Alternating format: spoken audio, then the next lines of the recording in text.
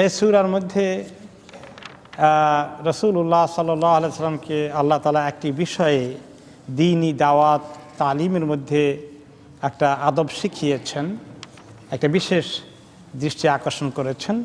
এরপরে আল্লাহ তাআলা যে সমস্ত মানুষ আল্লাহকে মানে না তাদেরকে আল্লাহর সৃষ্টির অনেক কুদরত সম্পর্কে আলোচনা করে তাদেরকে বোঝানোর চেষ্টা করেছেন।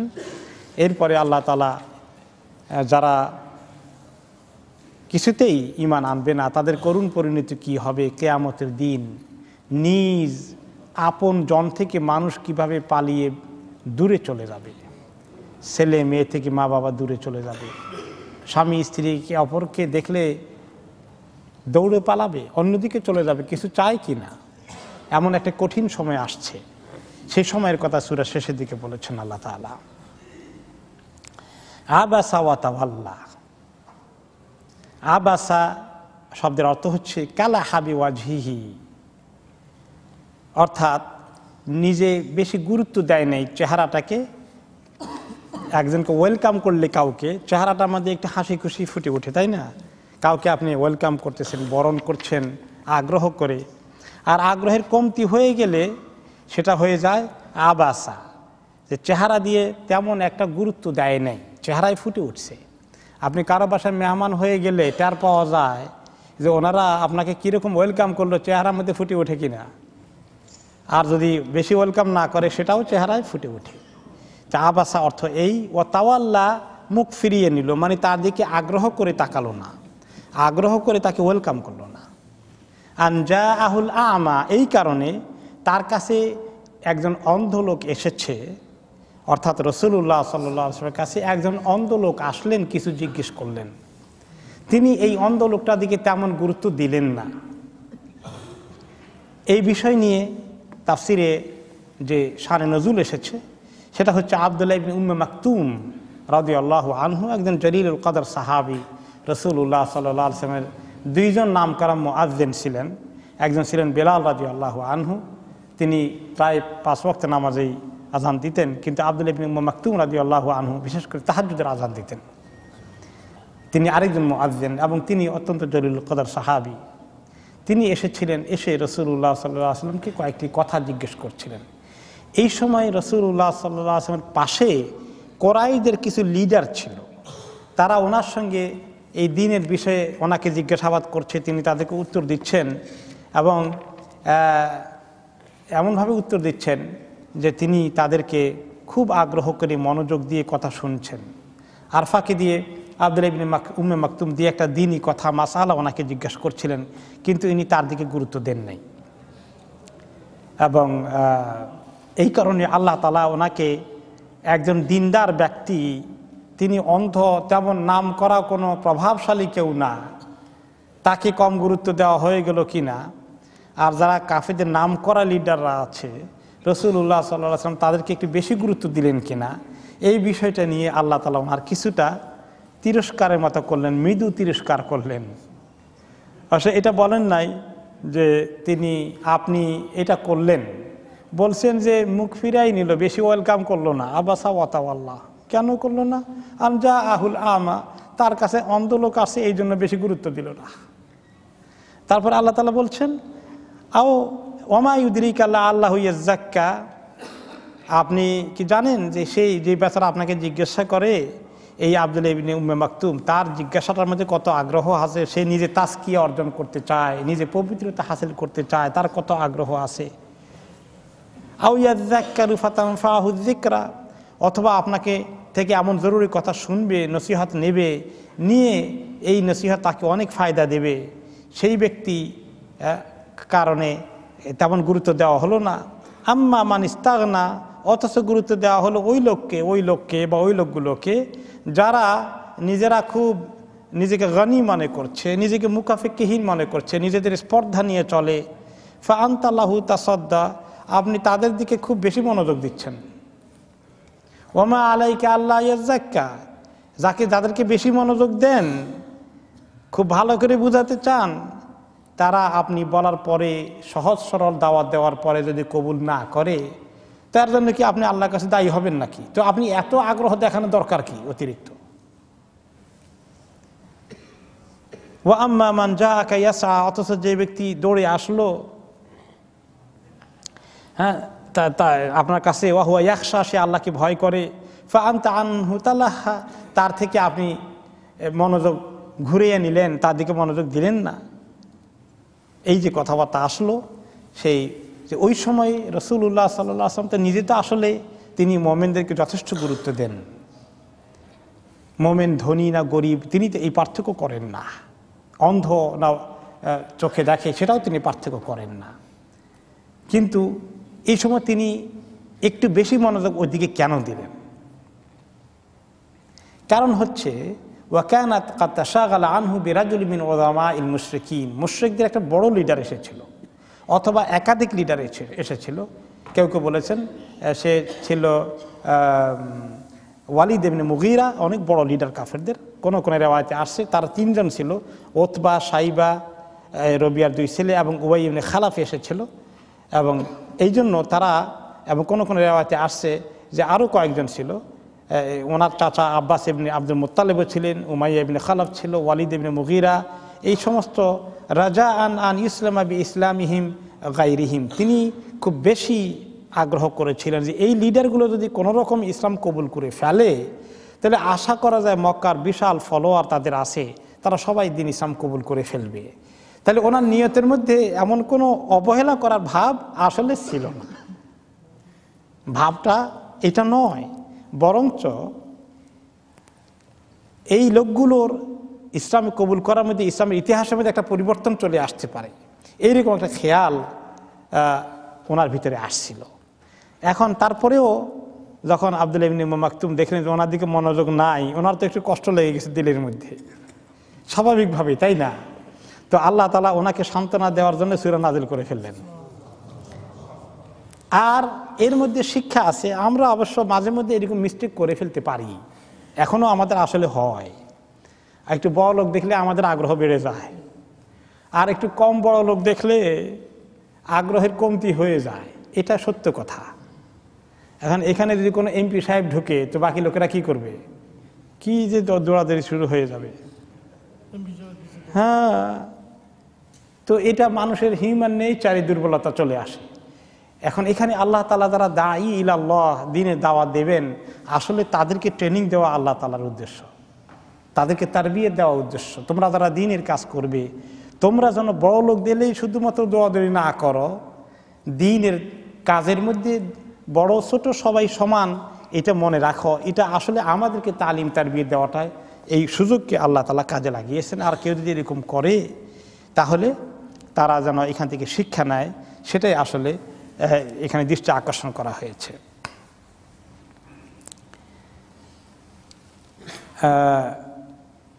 এখন আব্দুল্লাহ ইবনে উম্মে মাকতুম রাদিয়াল্লাহু আনহু, কোনো মুফাসসির বলেছেন যে ওনার একটু চিন্তা করা দরকার ছিল অবশ্য, যে উনি এই মুহূর্তে ওনাকে প্রশ্ন না করে, রাসূলুল্লাহ সাল্লাল্লাহু আলাইহি ওয়াসাল্লাম ডিস্টার্ব না করে তিনি একটু এই লোকগুলোকে, লিডারগুলোকে দাওয়াত দিচ্ছেন। ওনার উদ্দেশ্য শুধু লিডারদের কদর করা না, লিডারদের মাধ্যমে বাকিদেরকে পাওয়ার একটা বিশাল সুযোগ হয়ে যায় কিনা, এই আগ্রহটা। এই জন্য আব্দুল্লাহ ইবনে উম্মে মাকতুম একটু সবর করলেই ভালো হতো। এখন আব্দুল্লাহ ইবনে উম্মে মাকতুম তো চোখে দেখেন না, বিধায় হয়তো বা তিনি খেয়াল করতে পারেন নাই যে রাসূলুল্লাহ সাল্লাল্লাহু আলাইহি ওয়াসাল্লামের কাছে কে কে কথা বলছেন এবং তিনি তাদেরকে কিভাবে একটু গুরুত্ব দিয়ে কথা বলছেন, উনি হয়তো এটা রিয়েলাইজ করেন নাই। সেই কারণে আমরা কোনো তাফসীর বলেছে যে ইবনে উম্মে মাকতুম একটু তাড়াহুড়া করে ফেলেছিলেন, ওনার উচিত ছিল এরকম না করা। কেউ কেউ ওনার মৃদু সমালোচনা করেছেন। তো তার জবাব হচ্ছে যে হয়তোবা তিনি এটা রিয়েলাইজ করতে পারেননি। এরপরে মানুষকে দাওয়াত দেওয়ার ক্ষেত্রে যে ওমা ইউদরিকা লাআল্লাহু ইয়াজ্জাক্কা, আপনি তো জানবেন না কে হেদায়েত নিবে আর কে নিবে না। দাওয়াত দেওয়ার ক্ষেত্রে দাওয়াত দিয়ে যেতে হবে, হেদায়েত দেওয়ার মালিক আসলে আল্লাহ তাআলা। আপনার আমার আগ্রহ বেশি থাকলেই কোনো গ্যারান্টি নাই। আল্লাহ তাআলা কি বলেছেন অন্য আয়াতে, ইন্নাকা লা তাহদি মান আহবাবতা ওয়ালাকিন্নাল্লাহা ইয়াহদি মান ইয়াশা। আপনি যাকে চাইবেন তাকে কি হেদায়েত দিতে পারবেন? আল্লাহ তাআলা যাকে চান তাকে হেদায়েত দান করেন। আল্লাহ তাআলার চাওয়া লাগবে, আর আল্লাহ তাআলা তো যাকে চান, যে পাওয়ার উপযুক্ত তাকেই আল্লাহ তাআলা চান এবং দেন, আর যে পাওয়ার উপযুক্ত নয় তাকে আল্লাহ তাআলা দেন না। কে উপযুক্ত আর কে উপযুক্ত নয় এটা অবশ্য আমরা জানি না। সেই জন্য আমাদেরকে দাওয়াত দিয়ে দিতে হবে। আর দাওয়াত দেওয়ার ক্ষেত্রে একেবারে মরিয়া হতে হবে, নট নেসেসারি। আপনি দাওয়াত দেন, ধনী গরিব সকলের কাছে পৌঁছাই দেন, কিন্তু কোনো কোনো সময় আল্লাহ তাআলা নিজেও অবশ্য লিডার পর্যায়ের লোকদেরকে বেশি গুরুত্ব দিয়ে দাওয়াত দেওয়ার জন্য বলেছেন। যখন মুসা আলাইহিস সালামকে পাঠালেন, বলে দিলেন যে ফেরাউনের কাছে যান, তাকে দাওয়াত দেন, ওয়াকুলু লাহু কাওলান লাইয়িনা, আর একটু নরম ভাষায় করেন, বেশি কড়া ভাষায় ব্যবহার করেন না। আশা করা যায় হয়তোবা সে ঈমান কবুল করতেও পারে, কিন্তু আল্লাহ তাআলা কি জানেন না যে সে করবে না? জানেন। আল্লাহ তাআলা জানেন, সেটা বললেন না যে কি হবে না হবে, বললেন তোমরা যাও, তোমরা আশা রাখো, এই আশা নিয়ে যাও যে কবুল করবে। কিন্তু ওইখানে আল্লাহ তাআলা লিডারের কাছে যেতে বলেছেন, কারণ লিডার ঠিক হয়ে গেলে কওম ঠিক হওয়া সহজ হয়ে যায়। এই জন্য লিডারদেরকে দাওয়াত দেওয়ার ক্ষেত্রে দিনের মধ্যে, দিনই দাওয়াতের মধ্যে যথেষ্ট গুরুত্ব আছে ঠিকই, কিন্তু আবার যেন এই ক্লাস ডিফারেন্স করে মানুষের মধ্যে বৈষম্য সৃষ্টি না করা হয়, এবং যারা লিডার নয় তারা যেন মানসিকভাবে আহত না হয়ে যায়, তারা যেন দুঃখ কষ্ট না পায়, এটাও আবার খেয়াল করতে হবে। দাওয়াত দেওয়ার কাজটা কি সহজ কাজ নাকি? অনেক কঠিন কাজ আছে। এখন আপনি যদি একবার এই দেখেন, যেখানে রাসূলুল্লাহ সাল্লাল্লাহু আলাইহি ওয়াসাল্লাম ব্যালেন্স রক্ষা করতে কষ্ট হয়ে গেছে, ওদিকে নজর দিতে গিয়ে এই বেচারা কষ্ট পেয়ে গেছে। এই জন্য যারা দ্বীনি দাওয়াতের কাজের নেতৃত্ব দেন, তাদের টাস্কটা অনেক কঠিন টাস্ক। তাদেরকে সব দিক ব্যালেন্স ঠিক রাখা খুব কঠিন হয়ে যায়। এদিকে লোককে খুশি করলে ওদিকে লোক বেজার হয়ে যায়, তারা অনেক বড় পরীক্ষার পরে থাকেন। তো এই কষ্টের কাজ করতে হবে। যে যত বড় বেশি দায়িত্বশীল, যার উপরে আল্লাহ তাআলা কঠিন দায়িত্ব বেশি দেন, তার কষ্টটা তো দায়িত্ব পালন করতে অনেক বেশি হয়ে যায়, এটা সত্যি কথাই। তবে পুরস্কারও তো তত বড় হবে আল্লাহ তাআলার কাছে। যে যত কষ্ট করে দিনের দায়িত্ব পালন করবে, পুরস্কার তার তত বেশি হবে। ইমাম ইবনে কাসির রাহমাতুল্লাহ আলাইহি বলেন, ওয়ামিন হাহুনা আমার আল্লাহ তাআলা রাসূলুল্লাহ সাল্লাল্লাহু আলাইহি ওয়াসাল্লাম আল্লাহ ইয়াখুসসা বিল ইনজারি আহাদান বাল ইসাউই ফিহি বাইনা শরীফ ওয়া দাঈফ, বাইনা আল ফকির ওয়াল গানি ওয়াস সাদাতি ওয়াল আবিদ ওয়ার রিজাল ওয়ান নিসা। এখানে আল্লাহ তাআলা প্রিন্সিপাল দিয়ে দিলেন যে আপনি দাওয়াত দিবেন, আপনার দাওয়াত হবে সার্বজনীন। ধনী গরিব, বড় লোক ছোট লোক, আমির গরিব, প্রভু কৃতদাস, নারী পুরুষ, ছোট বড়, সবার কাছে আপনার ইউনিভার্সাল দাওয়াত দিবেন আপনি, বিশ্বজনীন দাওয়াত। এক গ্রুপের পিছনে শুধুমাত্র আপনি খুব করে তোষামত করে করে দাওয়াত দেওয়ার কোনো দরকার নাই। অনেক সময় লোকেরা, শিক্ষিত লোকেরা, খুব নামি দামি লোকেরা সাধারণ লোকদের সমাবেশে আসতে চায় না, ঠিক কিনা? এমনকি কোনো কোনো রেওয়ায়ত আপনারা শুনেছেন, মক্কার কুরাইশরা বলতো যে আপনার কাছে দ্বীনের কথা, আপনার ইসলামের ব্যাপারে কিছু জিজ্ঞাসাবাদ করবো, আসার তো সুযোগ নাই। বলে কেন? আপনার পাশে আছে বেলাল, আপনার পাশে সোহাইব, আপনার পাশে এরকম সব কৃতদাস মার্কা লোকগুলো আছে, থার্ড ক্লাস কোয়ালিটির লোকজন আছে, লেবার শ্রমিক, এই সমস্ত লোকজন আছে। আমরা হলাম অনেক ভিআইপি, অনেক উঁচু সমাজে অ্যারিস্টোক্রেটিক লেভেলের লোকজন। আমরা এই সমস্ত সাধারণ মানুষের সঙ্গে বসে আপনার সঙ্গে কথা বলবো, শুনবো, এটা কি আমাদের জন্য সম্ভব? এই তাকাব্বর তাদের ভিতরে ছিল। এখন দুনিয়ার মধ্যে কিন্তু মুসলমানদের মধ্যেও যারা বড় লোক আছেন, তারা অনেক সময় মসজিদে বসে, এই যে আপনারা হাম্বল হইতে বসছেন, এখানে অনেক বেশি বড় লোক পাওয়া যাবে না। কারণ কি? তাদের মান-ইজ্জত কি থাকে নাকি? নাউযুবিল্লাহ।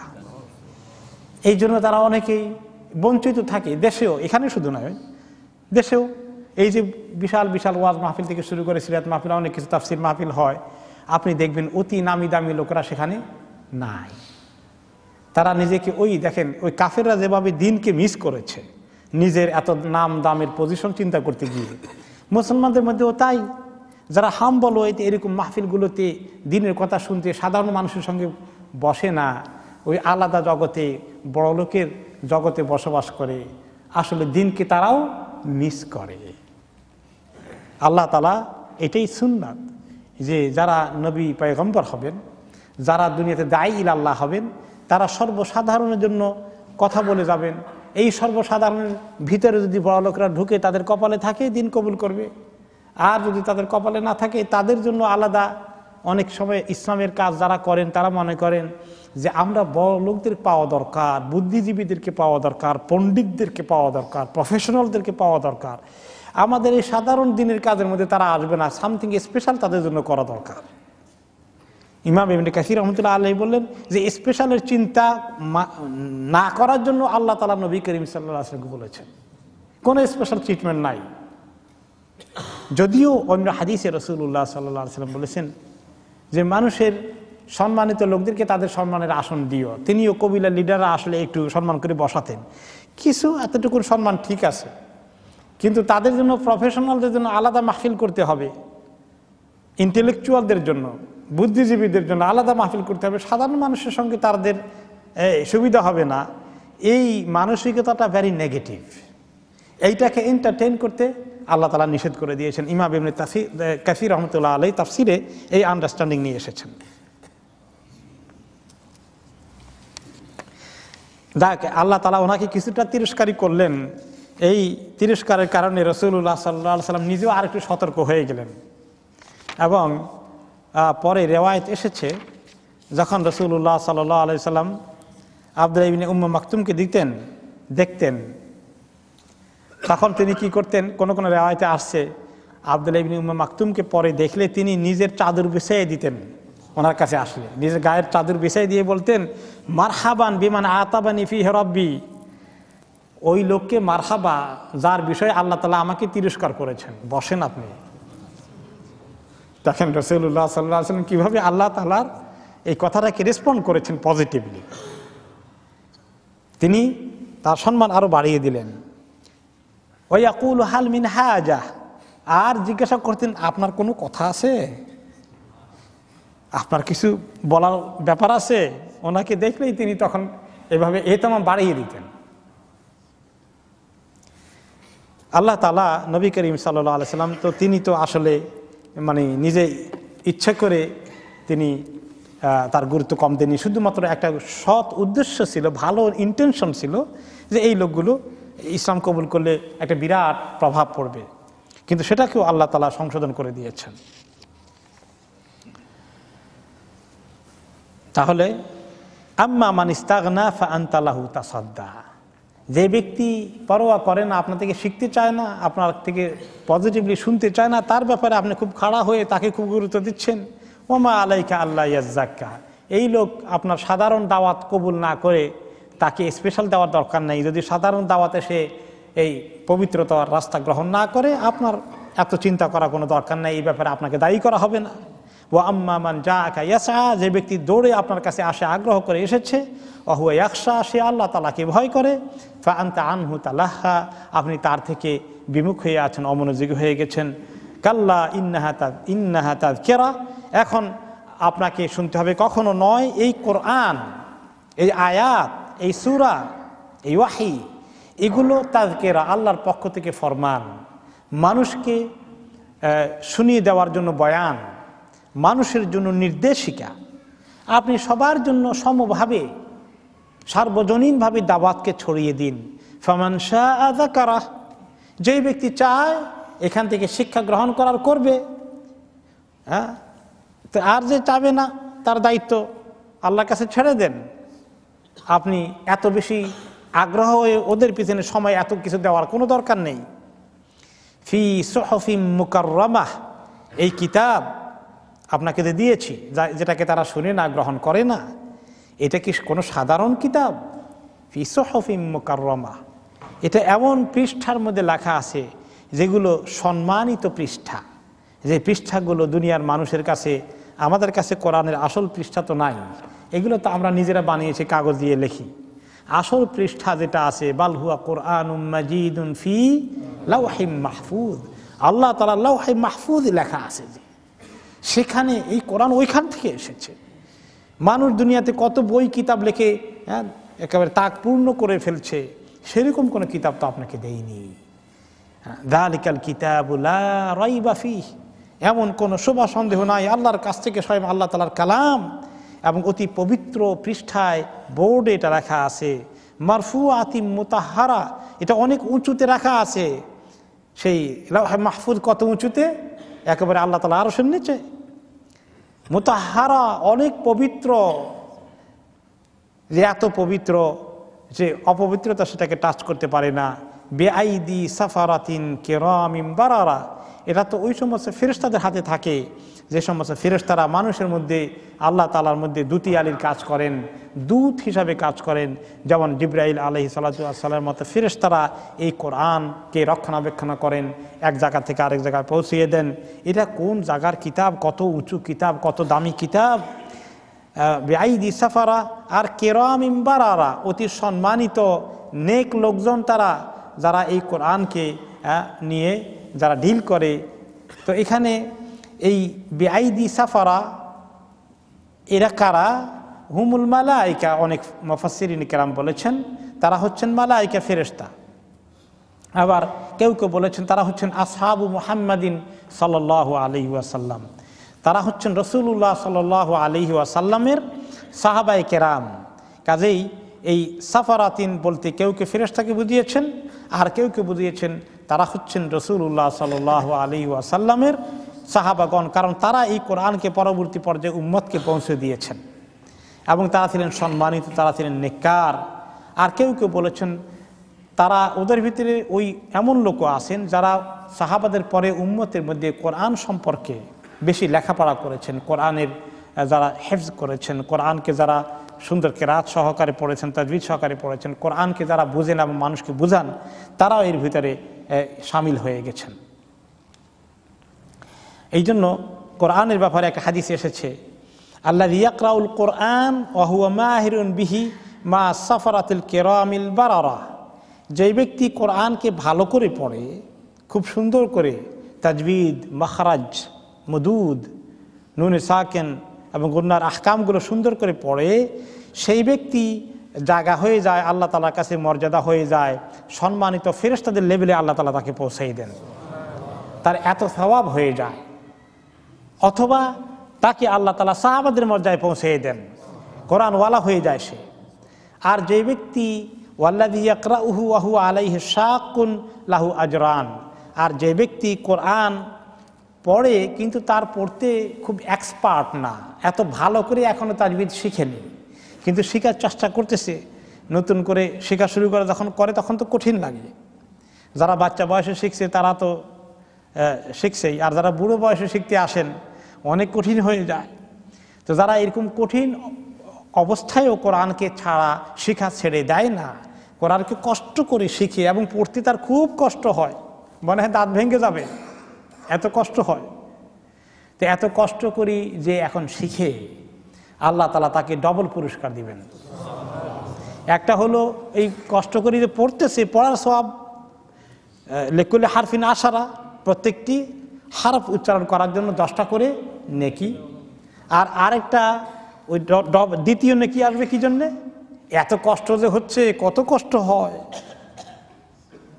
আর যারা ভালো করে শিখে ফেলেছেন তাদের তো এত কষ্ট হয় না। তো দুই রকম পুরস্কার, দুইটা পুরস্কারই আকর্ষণীয়। যারা ভালো করে শিখছেন তাদেরকে হয়তো ফেরেশতাদের মতো আল্লাহ সম্মান দিচ্ছেন, অথবা সাহাবাদের মতো আল্লাহ তাআলা পজিশন দিচ্ছেন। আর যারা খুব কষ্ট করে পড়ে পড়ে আস্তে আস্তে ঠিক করতেছেন তাদেরকে আল্লাহ তাআলা ডবল পুরস্কার দিচ্ছেন। দুইটাই আকর্ষণীয়। এই জন্য যারা অনেক বয়স হয়ে গিয়েছে, অনেকে মনে করেন কোরআন পড়া শিখেননি, এখন 40-50 হয়ে গেছে বয়স, এখন কোরআন শরীফ পড়তে পারেন না, কত বড় ক্ষতি না, কত বড় লস জীবনে। কোরআন শরীফ পড়া শিখতে হবে, এবং এই বুড়া বয়সে কষ্ট হয় একটু, বাচ্চাদের তুলনায় বেশি কষ্ট হবে। কষ্ট করে পড়লে সওয়াব দ্বিগুণ হবে। এই জন্য আপনারা ছাড়বেন না, কেউ এমন যেন না ঘটে যে কোরআন না শিখেই কবরে চলে গেলেন। যারা আমাদের মধ্যে এমন সৌভাগ্য হয়নি, এখনো গিভ আপ করবেন না। আপনার বয়স যতই হোক পড়ুন, শেখার চেষ্টা করুন, কায়দা থেকে শুরু করুন, লজ্জার কিছু নাই। প্রাইভেটেই দরকার হলে একা কোনো একজনকে কন্ট্যাক্ট করে বলেন যে আমার সপ্তাহে 1 ঘন্টা 2 ঘন্টা দিয়ে, অনেক প্রাইভেট টিউটর পাওয়া যায়, শিখে ফেলুন বা কাউকে অনুরোধ করুন। আমি এক্সাম্পল দিয়েছিলাম যে আমার ছোটকালে দেখেছেন, যখন মক্তবে পড়েছি, 70 বছর এক হাজী সাহেব আমাদের সঙ্গে মক্তবে লাইনে বসে পড়তেন। আমার এখন আর মনে নাই তিনি কোরআন শরীফ পড়া শিখতে পারছেন কি পারেননি, কিন্তু ওনাকে এই কষ্ট করতে দেখেছি আমি। হজ করে এসে তারপরে কায়দা নিয়ে বসছেন। তো এইরকম কোরআন পড়ার এই ফজিলত, কোরআনওয়ালারা আল্লাহ তাআলা এত মর্যাদা আল্লাহ তাআলার কাছে আছে। যাই হোক, আল্লাহ তাআলা বললেন যে এই কোরআন যারা শিখে তারা কত বড় নিয়ামতকে শিখে, আর যারা এই কোরআনকে শিখে না এবং বর্জন করে, শুনে না, তারা কত বড় নিয়ামতকে বর্জন করে। তো যারা কোরআনের ইলম আল্লাহ তাআলা দিয়েছেন, কোরআনকে শিখেছেন, হেফজ করেছেন, কোরআন তাজবিদ শিখেছেন, তাফসির পড়েছেন, মাশাআল্লাহ, আল্লাহ তাআলা বিশাল নিয়ামতের চর্চা করার তৌফিক আল্লাহ তাআলা আপনাকে দিলেন। যারা মিস করেছি আমরা যেন মিস না করে এই অবস্থায় যেন কবরে না যাই। এখন এই এত বড় নিয়ামতকে, কোরআনকে মক্কার কাফেররা শুনতে চাচ্ছে না, তারা কাছেও আসে না, শুনতেও চায় না। উনি তেলাওয়াত করলে কানের মধ্যে আঙ্গুল ঢুকিয়ে দেয়, লোকদেরকে পাহারা দেয়, কেউ শুনো না, শুনলে এটার আসর তোমার দিলের ভিতরে ঢুকে যাবে। কবিতা, তারপরে সাহিত্য, এরপরে এই সমস্ত জাদু চর্চা, এগুলো বলে কোরআনকে যখন তহমত দিচ্ছে, তখন আল্লাহ তাআলা বলছেন এত সুন্দর কোরআন দিলাম, আর মানুষ কি বলে দেখো। কুতিলাল ইনসানু মা আকফারাহ, মানুষ হালাক হয়ে যাক। ইনসান যে কোরআনকে এইভাবে অবজ্ঞা করে, কোরআনকে এভাবে ফেলে দেয়, কোরআনকে এভাবে বর্জন করে, সে ধ্বংস হয়ে যাক। মা আকফারা, কত বড় কুফরি সে করে, এই কোরআন আল্লাহ তাআলার কালামকে সে অস্বীকার করছে। কুতিলাল ইনসানু মা আকফারা, আল্লাহ তাআলা এই কোরআনকে বলছেন যে ব্যক্তি এই কুফরি করে সে অনেক বড়, কোরআনকে অস্বীকার করলে অনেক বড় কুফরি করে, সে হালাক হয়ে যাক, সে ধ্বংস হওয়ার উপযুক্ত। মিন আইয়ি শাইইন খালাকা, সে কি চিন্তা করে দেখেছে কোন জিনিস দিয়ে আল্লাহ তাআলা তাকে তৈরি করেছেন? সে যে এত বড় সীমা লঙ্ঘন করে। কুতিলাল ইনসান, কুতিলা মানে হলো কতল থেকে, সে হালাক হয়ে যাক, সে কতল হয়ে যাক, তার ধ্বংস হোক, তার মৃত্যু হোক। এই আয়াতের তাফসিরের মধ্যে ইমাম কুরতুবী রহমতুল্লাহ আলাইহি একটা সুন্দর ঘটনা উল্লেখ করেছেন সিরাতে পাক থেকে। সেখানে এসেছে যে কোন কোন রিওয়ায়েতে ইবনে আব্বাস রাদিয়াল্লাহু আনহুমা বর্ণনা করেছেন যে এই আয়াতটা খাস করে উতবা ইবনে আবি লাহাব, আবু লাহাবের একটা ছেলে ছিল, তার নাম হলো উতবা। এই দুষ্ট তার এই ছেলে, এর ব্যাপারে বিশেষ করে এই আয়াতটা নাযিল হয়েছে। সেটা কি? ওয়া কানা কাদ আমানা, সেই ব্যক্তিটা প্রথমে ঈমান এনেছিল রাসূলুল্লাহ সাল্লাল্লাহু আলাইহি ওয়াসাল্লামের প্রতি, তারপর হঠাৎ করে মুরতাদ হয়ে গেল, ঈমান থেকে চলে গেল আবু লাহাবের ছেলে। কেন? ওয়ান নাজম সূরা নাযিল হওয়ার কারণে। কারণ হলো যে সেখানে সূরা নাজমের মধ্যে মেরাজের কথা আসছে, তাই না? এরকম যখন মেরাজের ঘটনা হয় তখন মক্কার কিছু লোক অলরেডি কুফরি করে ফেলল, মুরতাদ হয়ে গেল। তারা বলা বলি শুরু করলো, এতদিন যা বিশ্বাস করছি এখন তো আর বিশ্বাস করার মতো না। তিনি নাকি এই এক রাত্রে এখান থেকে বাইতুল মাকদেস গিয়েছেন, আবার সেখান থেকে আরশে আজিমে গিয়ে আল্লাহ তাআলার সঙ্গে কথাবার্তা হয়ে, কাছাকাছি দেখা সাক্ষাৎ হয়ে এক রাতে এত বড় জার্নি করে ফেরত আসছেন। এগুলো অবিশ্বাস্য, নাউজুবিল্লাহ। তাদের এগুলো আল্লাহ তাআলা দিলে বিশ্বাস নসিব রাখলো না, অথচ আবু বকর সিদ্দিক রাদিয়াল্লাহু আনহু বিশ্বাস করে ফেলে সিদ্দিক টাইটেল পেয়ে গেলেন, আর তারা মুরতাদ হয়ে গেল। এই মুরতাদের মধ্যে অন্যতম ছিল আবু লাহাবের ছেলে উতবাহ। সে বলা শুরু করে দিল যে আমানতু বিল কোরআনি কুল্লাহু ইল্লা নাজম, কোরআনের সব কিছু মানতে পারি, ঈমান আনলাম, কিন্তু নাজম এর মধ্যে যে কথা সূরা নাজমের মধ্যে এইটা তো মানা যায় না। ফাআনজালাল্লাহু জাল্লা সানাহু, তার আল্লাহ তাআলা নাজিল করলেন যে এই ব্যক্তির উপরে আল্লাহ বদদুয়া দিলেন, অভিশাপ দিলেন।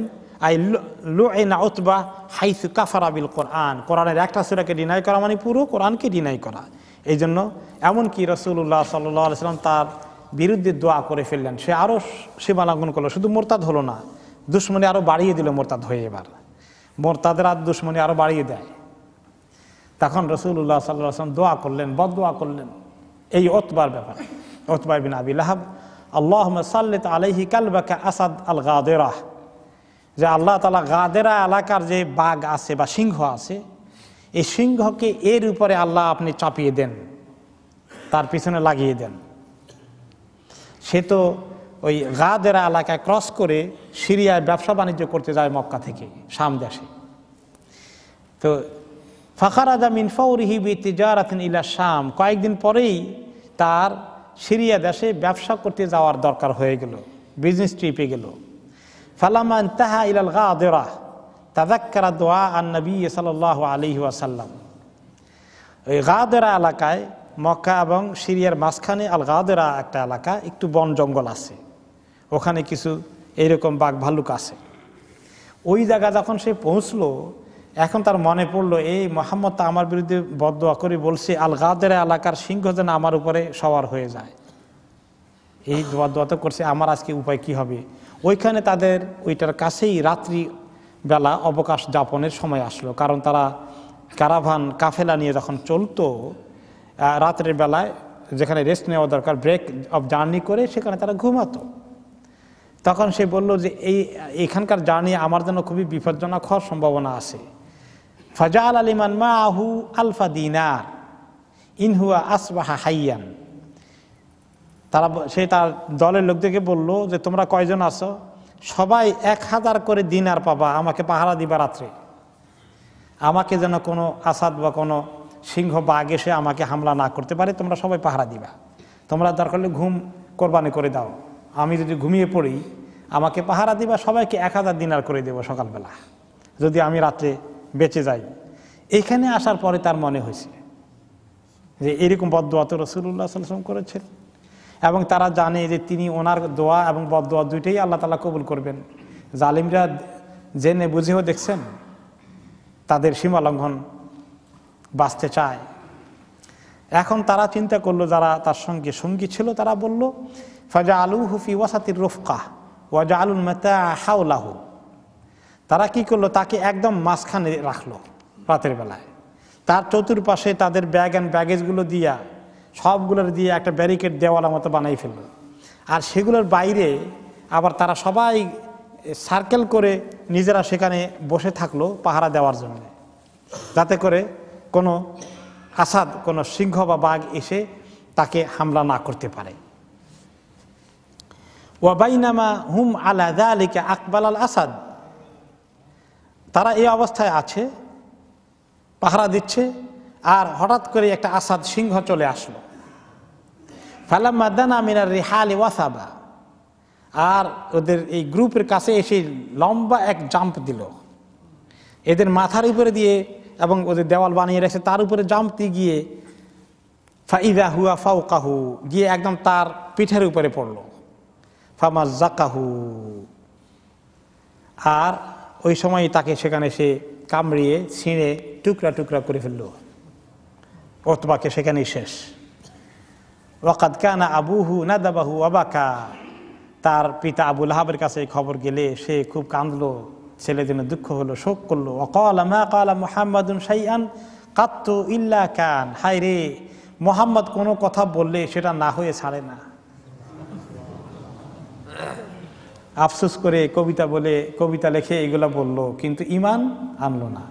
দেখছেন মানুষ কত জাহিল হয়, জেনে বুঝে দিনের বিরুদ্ধে দুশ্মনী করে। আজকে লিবিয়ার কর্নেল গাদ্দাফির অবস্থা দেখলে তাই, জেনে বুঝে এমন দুশ্মনী একটা দিনের করেছে। তার কাহিনী অনেক লম্বা, তার সে গ্রিন বুক বের করেছিল। কোরআন হাদিসের থেকেও লিবিয়ায় একসময় গ্রিন বুকের গুরুত্ব দেওয়া হচ্ছিল, আল কিতাবুল আখতার। আর সে থিওরি বার করছিল যে কুল হু আল্লাহু আহাদ কুল ইয়া আইয়ুহাল কাফিরুন কুল, এটা তো আল্লাহ তাআলা বলছেন নবী মুহাম্মদকে বলার জন্য। এখন আমরা কুল কাকে বলবো, বলা দরকার নাই, আমরা বলবো হু আল্লাহু আহাদ আইয়ুহাল কাফিরুন কুল, ফালাই দাও। এই কারণে অনেক ওলামা তাকে কুফরি ফতোয়া দিয়েছেন। আর সেই দেশে যদি এত অত্যাচার, ত্রাসের রাজত্ব সে কায়েম করেছে, তার মিডিয়ার মাধ্যমে আপনারা কিছু দেখছেন। এখন শুধু ওইখানে নাকি সারা দুনিয়াব্যাপী মুসলমানদের দেশে ইসলামের বিরুদ্ধে দুশ্মনী মুসলমানরা জেনে শুনে কিভাবে করে। খেলা দেখার জন্য, খেলা উদ্বোধনের জন্য বাইতুল মুকাররমের আজান বন্ধ মাইকে। দেখছেন অবস্থায়? এরকম দেশের প্রতি আল্লাহর রহমত কেমনি আসবে কোন দেখি? আজান দেওয়া বন্ধ করে দিচ্ছে। মুসলমানরা জেনে শুনে আজকে কুফরিদের, কাফিরদের মতো অবস্থা হয়ে যাচ্ছে। জেনে শুনে হক দিনের দুশ্মনী করার দায়িত্ব মুসলমানরা কাঁধে নিয়েছে। দিন তাদের কাছে গান বাজনার জন্য আজান বন্ধ রাখো। গান বাজনা এত দরকার মুসলমানদের, তামসা এত দরকার, খেলাধুলা এত দরকার। খেলার পিছনে আজকে দেখেন সারা দুনিয়ার মানুষের কাছে, যাদের কাছে জান্নাত জাহান্নামের কোনো খবর নাই, যাদের কাছে দুনিয়ার মধ্যে জাহান্নামের আগুন থেকে বাঁচতে হবে, বেহেশতে যেতে হবে, এই চিন্তা দুনিয়ার মানুষ করে? সবাই করে না। মুসলমানদের কি ওদের তালে নাচার সুযোগ আছে? একটা গরিব দেশে যদি ক্রিকেটে জিতেই যায়, সবাইকে একটা করে গাড়ি দেওয়া হবে, কার পয়সা দিয়ে দেয়? যে দেশের মানুষ সবাইকে 3 বেলা খেতে পায়, সবাইকে হসপিটালে চিকিৎসা হয়, সবাই কি একটা ঘরের মধ্যে থাকতে বা মাথা গুঁজতে পারে না? এখনো বস্তির মধ্যে লাখ লাখ লোক আছে। সেই দেশের লোকদেরকে ফুটবল অথবা ক্রিকেট অথবা যে কোনো যদি দেশ দখল করে ফেলে, জয় করে ফেলে, এত আনন্দ ফুর্তির কি আছে? সারা দুনিয়ার কাছে আমাদের দেশের কত এই গরিবী মিসকিনি অসহায় মানুষদেরকে দেখে লজ্জায় তো আমাদের দুনিয়া মাথা উঁচু করে কথা বলতেই লজ্জা লাগে। আর সেই দেশের এত ফুটানি যদি জিতে, তাহলে একটা করে গাড়ি দাও খেলোয়াড়দেরকে, লাখ লাখ কোটি কোটি টাকা তাদের পিছনে খরচ করো। আর এই যে অসহায় মানুষগুলো চিকিৎসা হয়ে না খেয়ে মারা যায়, তাদের জন্য কোনো পয়সা খরচ করার তৌফিক হয় না। এইভাবে দেখেন যে কথা আসছিল যে দ্বীনের বিরুদ্ধে দুশ্মনী জেনে শুনে করা। শুধু আবু জাহল আবু লাহাব করেছে, মুসলমানরা জেনে শুনে পৃথিবীতে এই ক্ষমতাসীনদের অনেকেই ইসলামের বিরুদ্ধে দুশ্মনী তাদের প্রধান এজেন্ডা হয়ে গেছে।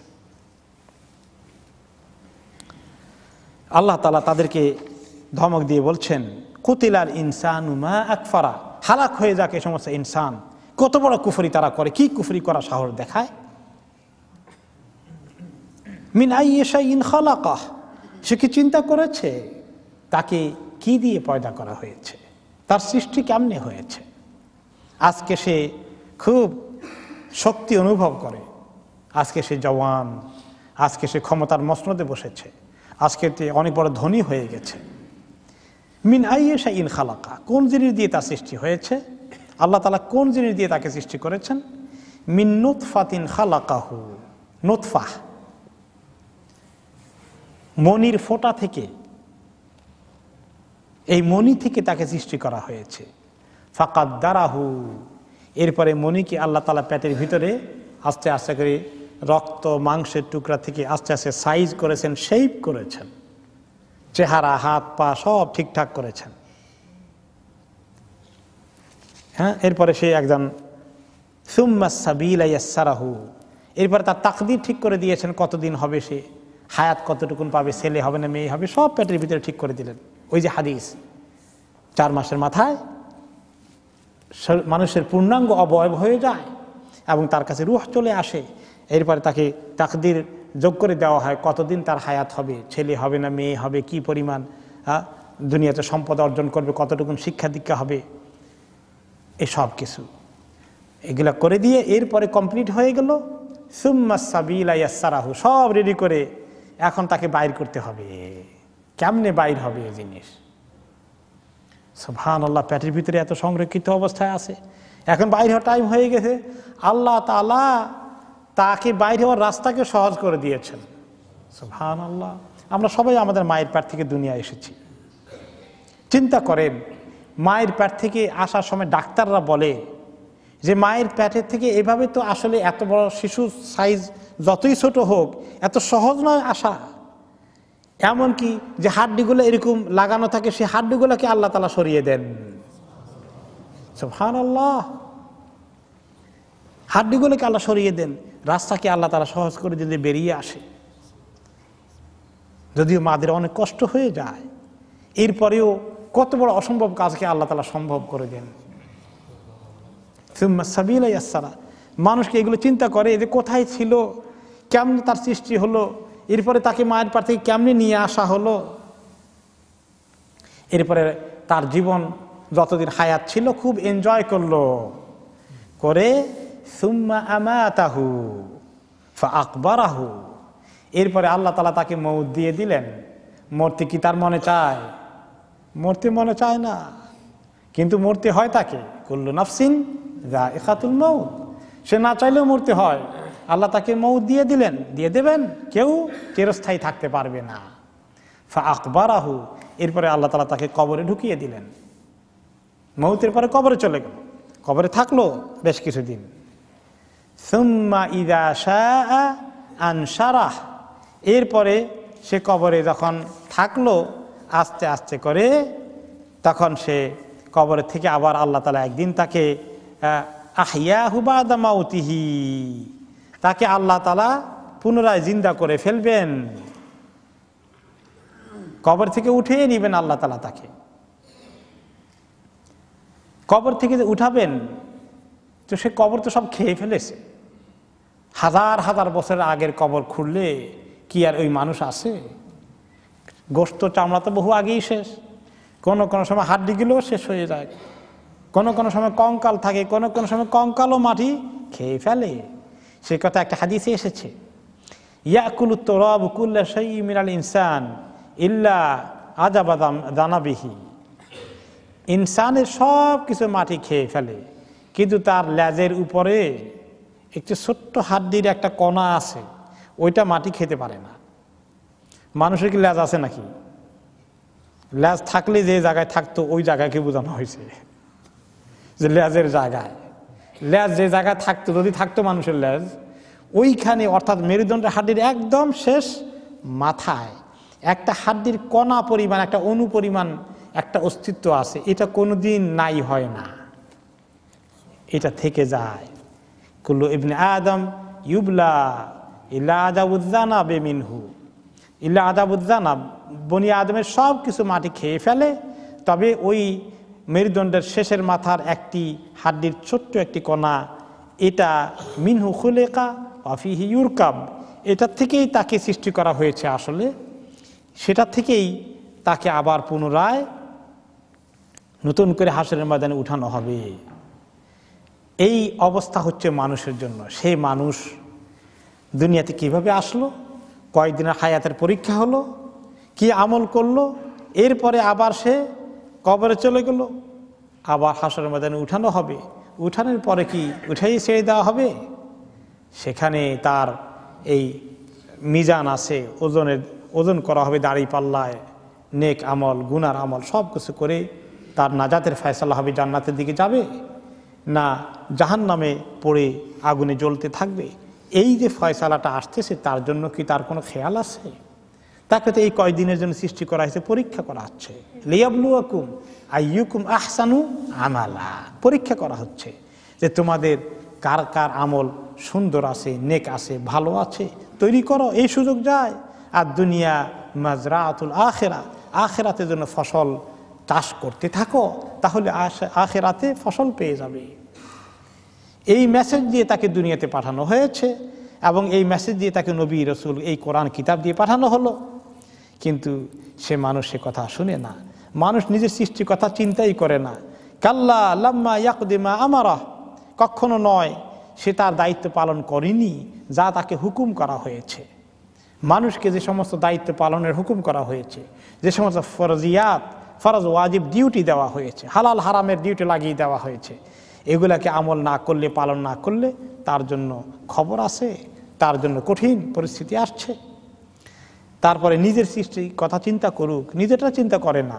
কেমনে যে হয়েছে তা তো আর জানে না, পেটের ভিতরে কেমনে ছিল তাও জানে না, দেখে নাই। আচ্ছা ঠিক আছে, দেখো না নিজেরটা, আরেকটা দেখো।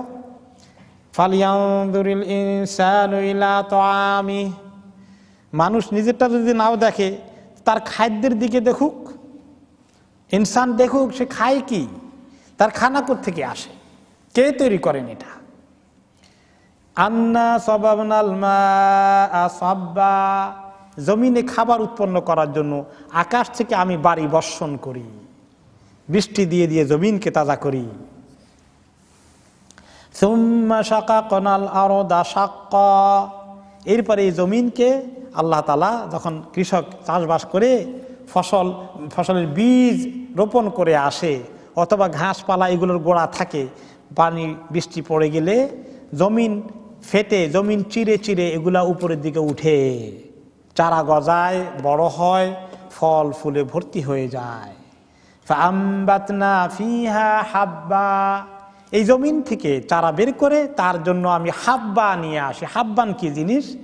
যত রকমের বীজ জাতীয় জিনিস আছে, যত রকমের শস্য, ধান এটা একটা বীজ, গম, এভাবে শুরু করে ডাল, যত রকমের এই সমস্ত হাব্বান সিড জাতীয় জিনিস আছে তার জন্য জমিন থেকে নিয়ে আসি। এটাই তো প্রধান খাদ্য, তাই না?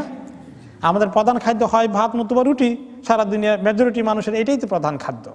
হাব্বান হচ্ছে প্রধান খাদ্য, যেগুলা ধান, চাল অথবা গম, আটা, রুটি ইত্যাদি এগুলো। আর নিয়ে আসি কি, এগুলোর সঙ্গে অনেকগুলো, এগুলো ডাল টাল থেকে শুরু করে সকল রকমের যত শস্য আছে সব কিছু এই হাব্বানের মধ্যে আসে। আর তার জন্য আমি নিয়ে আসি জমিন থেকে বের করে এনাবান, আঙ্গুর ফল। এখন শুধু আঙ্গুর ফল বলা হয়েছে, ফলের মধ্যে আঙ্গুর একটা অন্যতম ভালো জিনিস, কিন্তু এর মাধ্যমে সমস্ত ফলের কথাই ফুটে উঠেছে যে ফল জাতীয় অনেক কিছু তার জন্য আমি নিয়ে আসি, যদিও ফলের কথা আবার আসবে। ওয়া কাদবা, তার জন্য কাদবন নিয়ে আসি। কাদবান কি জিনিস? ওয়াল কাদবু হুয়া আল ফাসফাসাতু আল্লাতী তাকুলুহা দাওয়াবু রাতবাতান, সতেজ ঘাস যেগুলো আছে এগুলাকে কাদবুন বলা হয়, কোন কোন তাফসিরে এসেছে। এরপরে তাহলে জানোয়ারের জন্য কাদবুন মানে তাদের খাবারের ঘাস যেগুলো ইনাফ লাগে গরু ছাগলের জন্য, সেগুলোর ব্যবস্থা করেছে জমিন থেকে। খালি আমাদের খাবার হলে তো চলবে না, গরু ছাগলের খাবারও তো দরকার আছে। যদি আমাদের খাবার ঠিকমতো থাকে, গরু ছাগলের খাবার না থাকে, তাহলে এক পর্যায়ে আমাদের খাবারের মধ্যে টান পড়বে। কারণ গরু দিয়ে চাষ করা হয়, ছাগল দিয়ে ইত্যাদি দিয়ে আমরা তাদের গোশত খাই, দুধ খাই, অনেক কাজে লাগে। ওয়া জাইতুন ওয়া নাখলা, আরো কত সুন্দর সুন্দর জিনিস তাদের জন্য বের করে নিয়ে আসি। জাইতুন, জাইতুন তো আমরা চিনি অলিভ, এই জাইতুন এই জিনিসটা যেমন, ফলটা যেমন উপকার, এর তেলটাও উপকার। লা শারকিয়াতিন ওয়ালা গারবিয়া, পৃথিবীর প্রায় মধ্যখান থেকে। এই জন্য মেডিটারিয়ান সির দোনো পাশে জাইতুন বেশি হয়, ভূমধ্য সাগরের এই পারে ও পারে। এই পারে হলো আপনি স্পেন, ইতালি, ও পারে কি আরব দেশগুলো, মরক্কো থেকে শুরু করে আরব জগৎ আসলো। তো এটা খুব বেশি পূর্বেও না, খুব বেশি পশ্চিমেও না, লা শারকিয়াতি ওয়ালা গারবিয়া। আর ঠিকই মেডিটারিয়ান সি, ভূমধ্য সাগরের আশেপাশে বেশি হয়, এবং সেটা অত্যন্ত উপকারী জিনিস। মিন শাজারাতিন মুবারাকাহ, আল্লাহ তাআলা নিজে বলতেছেন বরকতওয়ালা গাছ থেকে এই ফল জাইতুন আসে আর তার তেল আসে। আর যেগুলো আল্লাহ তাআলা কোরআন শরীফে খাবারের কথা আইটেম যেগুলো যেগুলো উল্লেখ করেছেন সবগুলো উপকারে ভর্তি। ওয়াতিনে ওয়া জাইতুনি ওয়া তুরে সিনিন, তিন, ফিগ, ডুমুর। তবে আমাদের দেশের ডুমুর আর মিডল ইস্টের ডুমুরের মধ্যে অনেক পার্থক্য আছে। ডুমুর অনেক উপকারী। ইমাম কুরতুবী বলেছেন তিন হচ্ছে জান্নাত থেকে আসা সরাসরি একটা খাদ্য, এবং তিনে উপকার হয় যাদের পাইলস রোগ আছে, বেশি করে তিন খেলে অনেক উপকার হয়। ফিগ, ডুমুর, জাইতুন তো জাইতুন। এবং নবী করিম সাল্লাল্লাহু আলাইহি ওয়াসাল্লাম বলেছেন জাইতুনের ব্যাপারে, কুলু জাইতা ওয়াদাহিনু বিহি ফাইন্নাহা মিন শাজারাতিন মুবারাকাহ, এই জাইতুনের ফল খাও, জাইতুনের তেল খাও, আর শরীরের মধ্যে মাখো, লাগাও, কারণ এটা হচ্ছে মোবারক গাছ থেকে এসেছে, বরকতওয়ালা গাছ থেকে। এই জন্য শরীরের মধ্যে জাইতুনের তেল লাগাবেন। আমি যখন থেকে এই হাদিস বোঝার চেষ্টা করলাম, তখন থেকে জাইতুনের তেল ছাড়া মাথার মধ্যে, গায়ের মধ্যে অন্য কোনো তেল লাগাই না। আর খাওয়ারও চেষ্টা করি, জাইতুন খাবেন বেশি করে। ইতালিয়ান লোকদের হার্টের রোগ কম পৃথিবীর মধ্যে, কারণ তারা খুব জাইতুনের তেল খায়। জাইতুনের তেল কাঁচা খাওয়ার মধ্যে কোনো উপকার নাই, এমনি খেবেন, খেয়ে ফেলবেন। নবী করিম সাল্লাল্লাহু আলাইহি ওয়াসাল্লাম, সাহাবায়ে কেরাম শুধু জাইতুনের তেলের মধ্যে রুটি চুবে চুবে খেয়ে ফেলতেন। এটা এত উপকারী মুবারক জিনিস। তো এই জাইতুনের কথা আল্লাহ তাআলা বলেন যে এত জাইতুন, এত সুন্দর জাইতুন তোমাদেরকে দিয়েছি। ওয়া নাখলা, খেজুর গাছ দিয়েছি, আর খেজুর গাছের ফলটাও খুব মোবারক ফল, কিন্তু এর মধ্যে অনেক শক্তি আছে। মারিয়াম আলাইসাল্লাম যখন ঈসা আলাইসাল্লামকে জন্ম দিলেন, আশেপাশে কোনো দায়ী নেই, কোনো খাবার নেই, তখন আল্লাহ তাআলা বললেন যে ওহুজ্জি ইলাইকি বিজিদিন নাখলা তুসাকিত আলাইকি রুতাবান জানিয়া, এই তোমার পাশেই যে খেজুর গাছটা আছে, যাও একটু ঝাঁকা দাও, একটু গাছটাকে ঝাঁকা দাও, পটপট করে পাকা খেজুর পড়বে। তুমি এই খেজুর খেয়ে ফেলো, তাহলে তোমার অনেক এনার্জি আসবে। তিনি গেলেন, গাছটা ধাক্কা দিলেন। খেজুর গাছকে ধাক্কা দিয়ে লাগানো যায়? মোটেই লড়ে না, বড়ই গাছের মতো না, এরকম করে পটপট করে পড়বে। কিন্তু আল্লাহ তাআলা কেন বললেন? মানুষ যেন নিজে একটু চেষ্টা করে, খালি আল্লাহ তাআলা ফালাই দিবেন এটা যেন অপেক্ষা না করে। মানুষকে আল্লাহ তাআলা দুনিয়ার মধ্যে কাজ করাইতে চান, বলে তুমি একটু এরকম করো, বাকি আল্লাহ ফেলে দিলেন। একটা শিক্ষা, সবাইকে কাজ করার চেষ্টা করতে হবে। আর 2 নম্বর হচ্ছে, বড় শিক্ষা হলো খেজুরের এত ফায়দা, সেখান থেকে অনেক ভালো ভালো মুসলিম ডাক্তার আছেন, তারা অনেক মিশরী এক ভালো ডাক্তার রিসার্চ করেছেন যে খেজুর যদি প্রসূতি মাকে খাওয়ানো যায়, বাচ্চা হওয়ার পরে যদি পাকা খেজুর খাওয়ানো যায়, তাহলে মায়ের এনার্জি খুব তাড়াতাড়ি রিগেইন করবে। কারণ অনেক রক্তক্ষরণ হয় বাচ্চা হওয়ার সময়, তাই না? এবং মহিলা খুব দুর্বল হয়ে যান। ওই সময় খেজুরটা যদি খাওয়ানো যায়, তার জন্য অনেক বড় উপকার হয়ে যায়। এইগুলো জানার জন্য যে কিতাব আছে আত-তিব্বুন নববী, প্রফেটিক মেডিসিন, ওই কিতাব পড়লে এগুলো অনেক ইনফরমেশন পাবেন। খাবারের মধ্যে অনেক ফজিলত আছে, কোন কোন খাবারের মধ্যে গুণ বেশি আছে। গোশত কম খাইতে বলছেন আল্লাহ তাআলা, বলছেন। গোশতের বেশি প্রশংসা করেন নাই, আল্লাহ তাআলা মাছের প্রশংসা করেছেন। বলছেন লাহমান তারিয়া, সমুদ্রের মধ্যে ফ্রেশ গোশত আছে। সমুদ্রের মধ্যে ফ্রেশ গোশত বলতে কি বোঝাইছে? মাছ। তাহলে আমিষের মধ্যে আমিষটা, মাছের আমিষটা খুব নিরাপদ, আর গোশতের আমিষটা বেশি খাইলে অসুবিধা আছে। এখন ডাক্তাররা কি বলে? মাছ বেশি খান, গোশত কম খান। এরপরে আল্লাহ তাআলা বলেছেন আবার সবজি আরো বেশি খাইতে বলেছেন। সূরা তাহার মধ্যে আল্লাহ তাআলা কি বলেছেন? কুলু ওয়ারআউ আনআমাকুম, এই যে এত রকমের জমিন থেকে বিভিন্ন পাতা পল্লব ইত্যাদি বের করে আনছি, ঘাস টাস, এগুলোর মধ্যে তোমরাও খাও, আর তোমাদের গরু ছাগল সবগুলোর ভালো করে চড়াও। তাহলে এগুলো খাওয়ার কথা আল্লাহ তাআলা কুলু, বেশি করে খাওয়ার কথা বললেন। তাহলে সবজি বেশি করে খাওয়া দরকার। এখন ডাক্তাররাও বলে সবজি বেশি খান, ফ্রুট বেশি খান। ফ্রুট আর সবজিতে একই নেচারের জিনিস।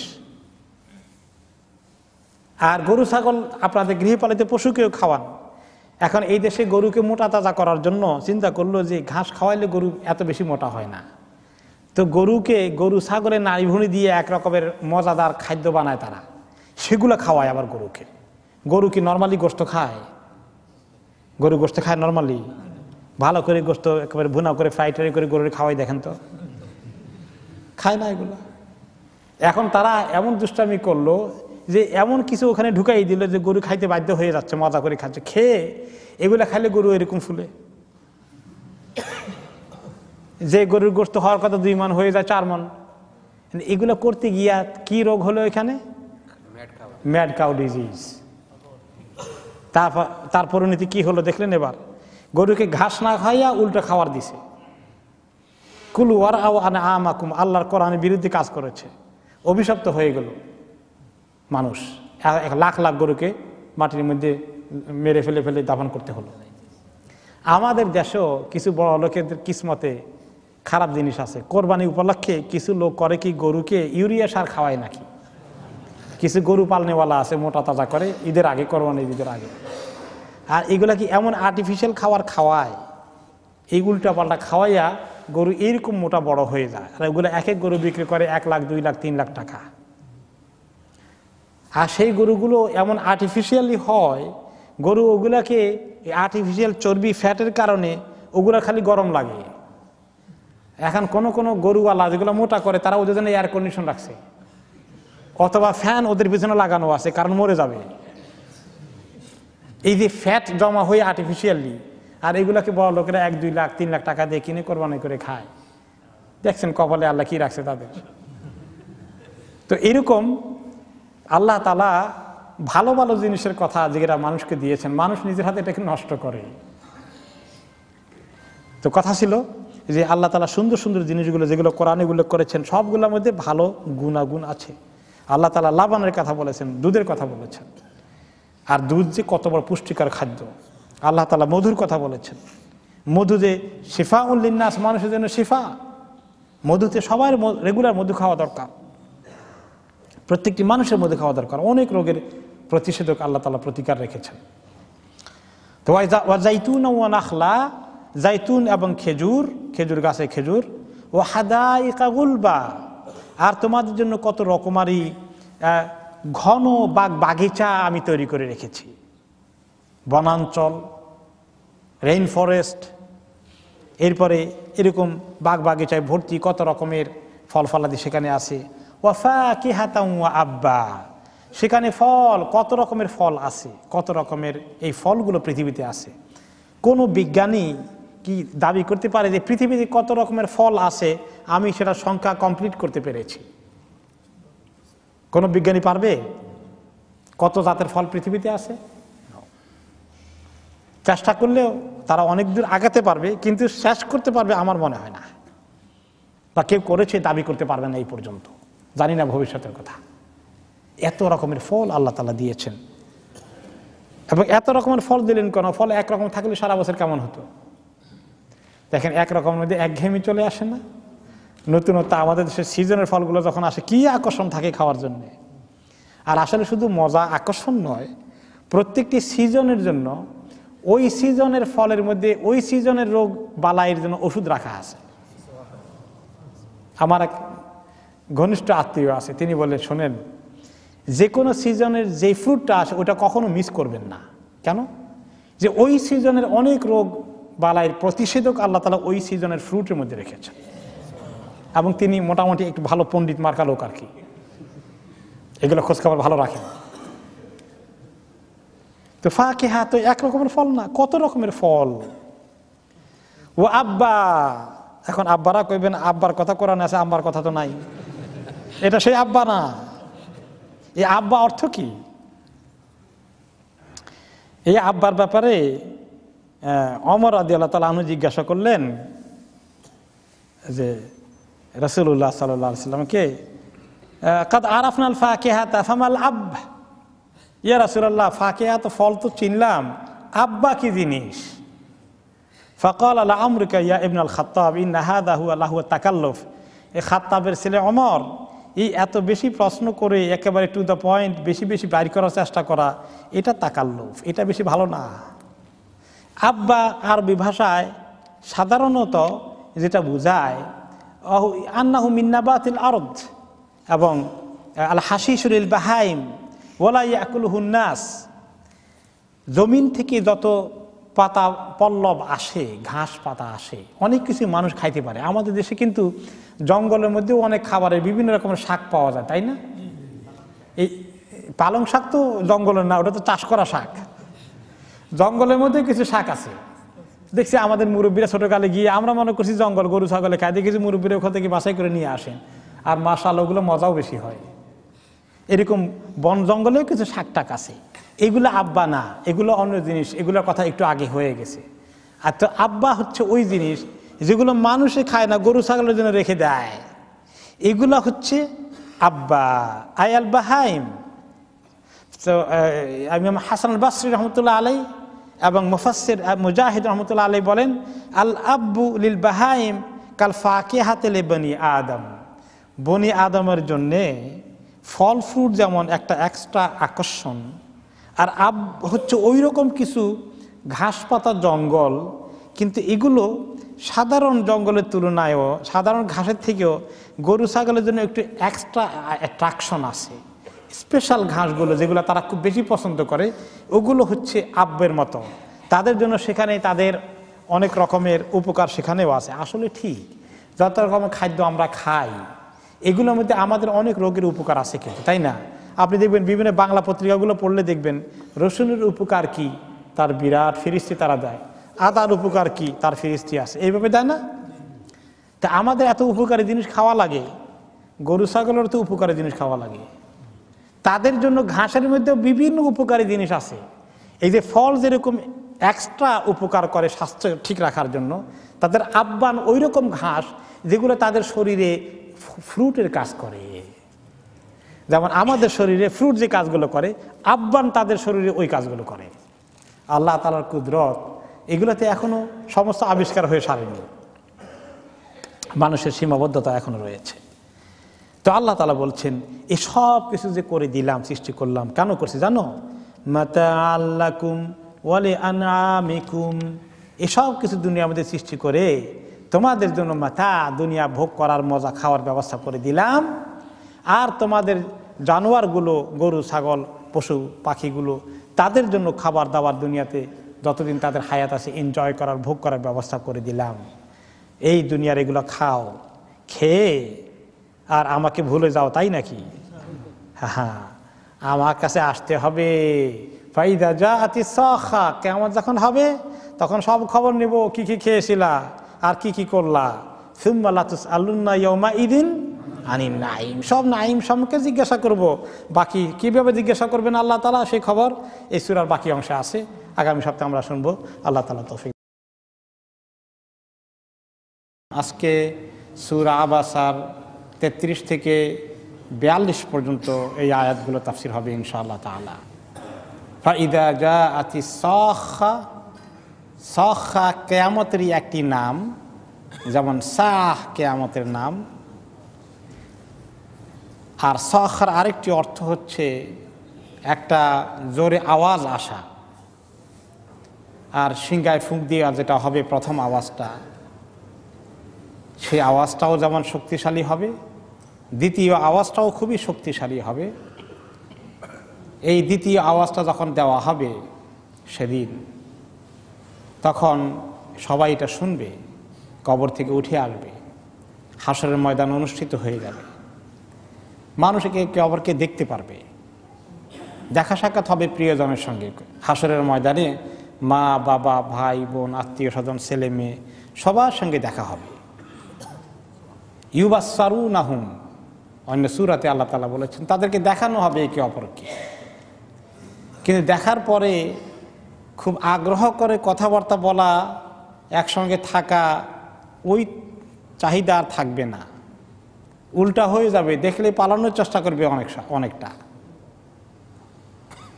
ইয়াউমা ইয়াফিরুল মারউ মিন আখিহি, সেদিন মানুষ তার নিজের ভাইকে দেখলে তার থেকে পালাতে চাইবে, তার সামনাসামনি হতে চাইবে না, কাছে থাকতে চাইবে না, দেখা হয়ে গেলেও কথা বলে শেষ, একটু কেটে পড়তে চাইবে। ওয়া উম্মিহি ওয়া আবিহ, নিজের আপন মা বাবাকে দেখলেও দূরে চলে যাবে, কাছে যাবে না, বেশি থাকবে না। ওয়া সাহিবাতিহি ওয়া বানিহ, নিজের আপন বিবি এবং বিবির ক্ষেত্রেও আপন স্বামী সামনে থাকলে, নিজের কলিজার টুকরা ছেলে মেয়েগুলো থাকলেও তাদেরকে গলা জড়িয়ে ধরে আদর করে একটু খোঁজখবর নেবে না, বরঞ্চ পালিয়ে যাবে। এরকম অবস্থা কেন হবে? এত টান আজকে দুনিয়ায়, মরে গেলে কি কান্নাকাটি করলাম আমরা, আমাদের জন্য কি রকম কান্নাকাটি করবে, আর এখন পালিয়ে যাব এই বিপদের দিনে। ব্যাপারটা কি? ব্যাপার হচ্ছে লিকুল্লি ইমরিইম মিনহুম ইয়াউমাইদিন শা'নুন ইউগনি, প্রত্যেকটি মানুষের আজকের এই দিনে, কিয়ামতের ওই কঠিন দিনে, তার নিজের ব্যাপারটা এত কঠিন হবে, সেটা তাকে সাংঘাতিকভাবে অকুপাই করে রাখবে, নিজের আপন সিচুয়েশন তাকে ব্যস্ত করে রাখবে। নিজের কি উপায় হবে এই চিন্তা এত বড়, ওই যে জাহান্নামের আগুন দেখা যায়, ওখানে ফেলে দেওয়া হবে কিনা, কি করে সেখান থেকে বাঁচা যায়, এই চিন্তা এত বড় হয়ে যাবে, আর কারো কথা চিন্তা করার কোনো সুযোগ থাকবে না, কারণ প্রত্যেকে নিজের চিন্তা তাকে ব্যস্ত করে ফেলবে। এমনকি ইকরামা রাদিয়াল্লাহু আনহু থেকে বর্ণিত আছে, তিনি বলেছেন, ইয়ালকার রাজুলু যাওজাতাহু ফায়াকুলু লাহা ইয়া হাযিহি আইয়ুবালিন কুনতু লাকি, স্বামী যখন হঠাৎ করে কিয়ামতের ময়দানে স্ত্রীকে পেয়ে যাবে, বলবে যে ও আমার স্ত্রী, আচ্ছা বলো তো দেখি আমি তোমার কেমন স্বামী ছিলাম। ভালো স্বামী হলে যে ব্যক্তি স্ত্রীর প্রতি ভালো ব্যবহার করেছেন তিনি বলবেন, আর খারাপ স্বামী হলে তো বলবে না, তাকে দেখলে তো পালাবে। যে ব্যক্তি ভালো ব্যবহার করেছে এরকম ভালো স্বামী নিজের স্ত্রীকে বলবে যে হ্যাঁ ওগো সহধর্মিনী, বলো তো দেখি আমি দুনিয়াতে কেমন ছিলাম তোমার প্রতি, ভালো ব্যবহার আচার ব্যবহার করেছি?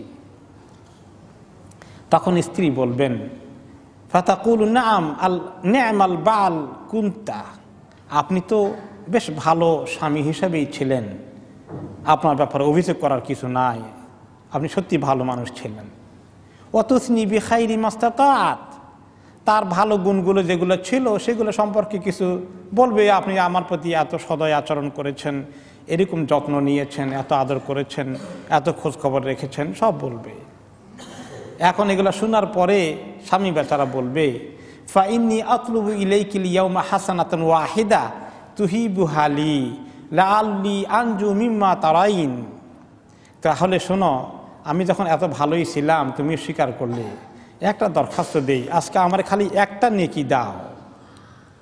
আমি যে মুসিবতে আছি তুমি দেখতে পাচ্ছ, আমি আটক হয়ে গেছি অল্পের জন্য, একটা নেকি হলে বোধহয় পার হয়ে যাব, একটা নেকি শুধু আমাকে দাও, আমি আশা করি এতে নাজাত আমার হয়ে যাবে।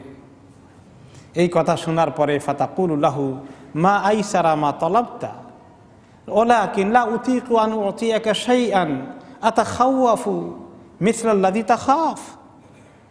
আপনি তো বেশি কিছু চান নাই, অল্পই চেয়েছেন, কিন্তু আপনি তো বুঝতে পারেন যে আজকের দিনে আমার জন্য ওই একটা নেকি দেওয়া সম্ভব না।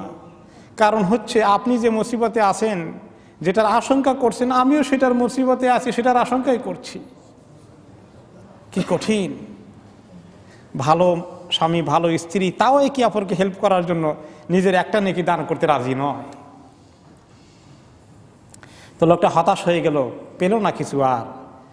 হতে পারে সেই লোকটি বা আরেকটি লোক এখন তার ছেলের সঙ্গে দেখা হয়ে গেল, ছেলেকে লক্ষ্য করে বলবে ইয়া বুনাই আইয়ু আলিদিন কুনতু লাকা, ছেলে সত্যি করে বলো তো আমি কেমন বাপ ছিলাম তোমার? নিশ্চয়ই ভালো বাবা ছিল, অনেক সন্তানকে আদর যত্ন করেছে, মানুষ করেছে, খুব কষ্ট করেছে সন্তানের জন্য। সন্তান তা সাক্ষী দেবে, বলবে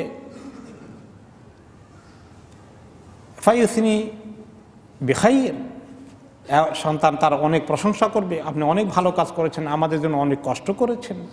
ফায়াকুলু লাহু ইয়া বুনাই ইন্নী ইহতাজতু ইলা মিসকালি যাররাতিন মিন হাসানাতিক লাআলি আনজু বিহা মিম্মা তারা।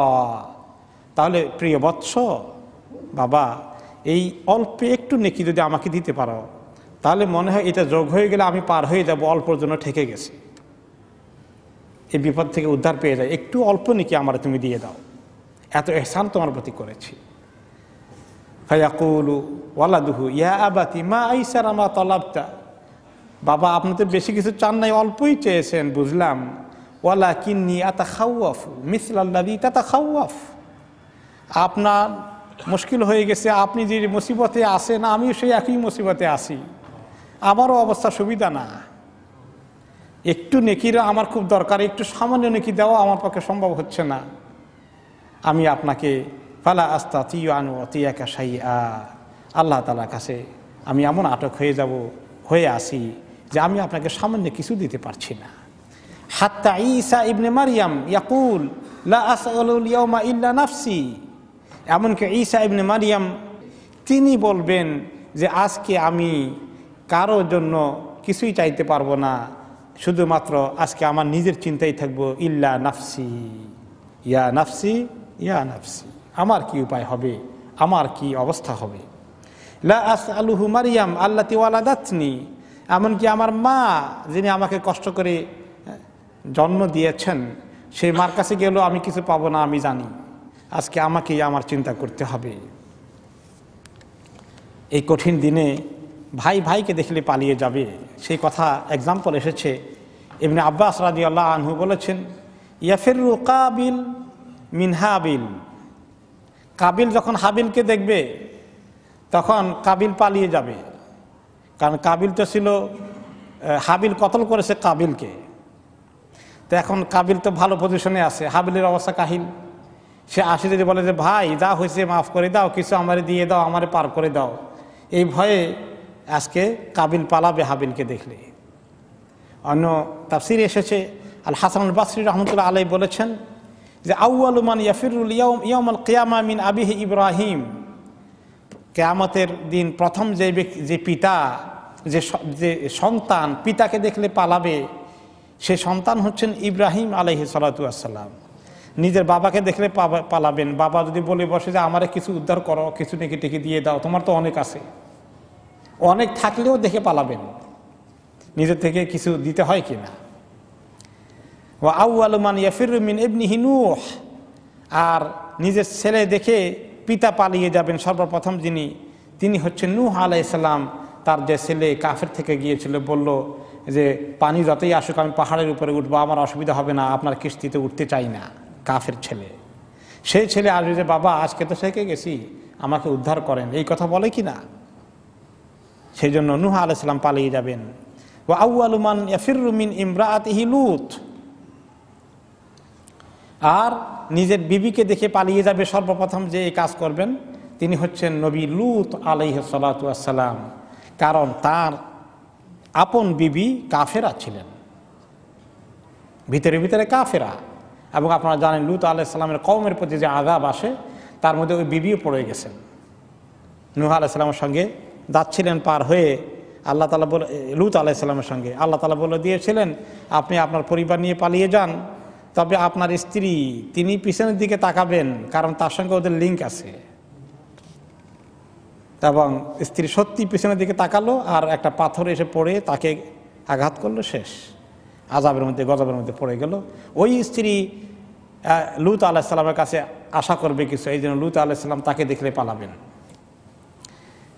এই কঠিন দিন আসছে, কেমন কঠিন হবে? আয়েশা রাদিয়াল্লাহু আনহার থেকে আরেকটি হাদিস এসেছে, সামি'তু রাসূলুল্লাহ সাল্লাল্লাহু আলাইহি ওয়াসাল্লাম ইয়াকুল ইউহশারুন নাস ইয়াউমাল কিয়ামাতি হুফাতান উরাতান গুরলা। আমি শুনেছিলাম রাসূলুল্লাহ সাল্লাল্লাহু আলাইহি ওয়াসাল্লাম বললেন, কিয়ামতের দিন যখন হাশরের ময়দানে সবাই উঠবে, প্রত্যেকে খালি পায়ে উঠবে, কারো পায়ে কোনো জুতার স্যান্ডেল কিছু থাকবে না। প্রত্যেকে এমনভাবে উঠবে কারো গায়ে কোনো পোশাক থাকবে না, পোশাক থাকবে না, বিনা পোশাকে সব হাশরের ময়দানে উঠবে, একদম নগ্ন দেহে উঠবে। গোরলা, কারো কোনো মুসলমানই থাকবে না, একদম অরিজিনাল সুরতে উঠবে। এই হাদিস শোনার পরে আমি বললাম, ইয়া রাসূলুল্লাহ, আর রিজালু ওয়ান নিসাউ জামিআন ইয়ানজুরু বা'দুহুম ইলা বা'দ। ইয়া রাসূলুল্লাহ, আশ্চর্য কথা, নারী পুরুষ সব একসঙ্গে হাশরের ময়দানে উঠবে আর কারো পরনে কাপড় থাকবে না? ইয়া আল্লাহ, কেমন কথা এটা, কি করে সম্ভব? এটা কি অবস্থা হবে? তাহলে একে অপরের দিকে দেখবে না, এটা কেমন হবে? পিতা মাতা ছেলে মেয়ে কারো পরনে কাপড় নাই, কি অবস্থা হতে পারে? ফাকাল রাসূলুল্লাহ সাল্লাল্লাহু আলাইহি ওয়াসাল্লাম, ইয়া আয়েশা, আল আমরু আশাদ্দু মিন আন ইয়ানজুরা বা'দুহুম ইলা বা'দ। আয়েশা, এই কি যে মানুষ একে অপরের দিকে দেখবে, তার সামনে কে আছে, নারী না পুরুষ, তার কাপড় আছে না নাই, নিজের কাপড় আছে না নাই, তুমি মনে করো এরকম হুঁশ থাকবে মানুষের? জাহান্নামের আগুন থেকে বাঁচার, সেখানে পড়লে কি মুসিবত হবে ওই চিন্তায় সবাই এত বেহুশ থাকবে, 2 নম্বর কোনো চিন্তা মাথায় আর থাকবে না। একটাই চিন্তা, ইয়া নাফসি ইয়া নাফসি, আমি জাহান্নাম থেকে বাঁচতে পারবো কিনা, নিজের গায়ে কাপড় আছে না, নিজের সামনে কাকে দেখতেছে তার গায়ে কাপড় আছে না নাই, এই খবর আর তার মাথায় থাকবে না। তাহলে চিন্তা করে দেখি আমরা কি কঠিন একটি সময় আসছে। এই সময়ের জন্য আমরা কি পরিমাণ প্রস্তুতি নিয়েছি।